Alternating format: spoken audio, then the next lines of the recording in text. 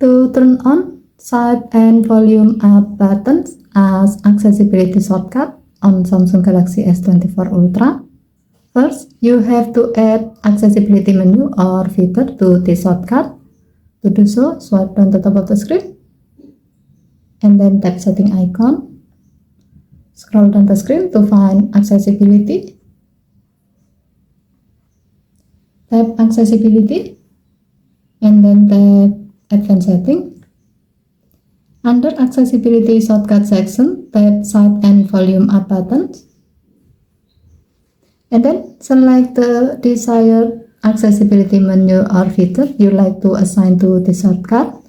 As the example, we will select accessibility, color inversion, high contrast font, and color filter. By doing this, next time you can use this shortcut to easily access accessibility menu or turn on or off the accessibility feature that you have selected before. As the example, now you can easily turn on color inversion feature by pressing the side and volume up button at the same time.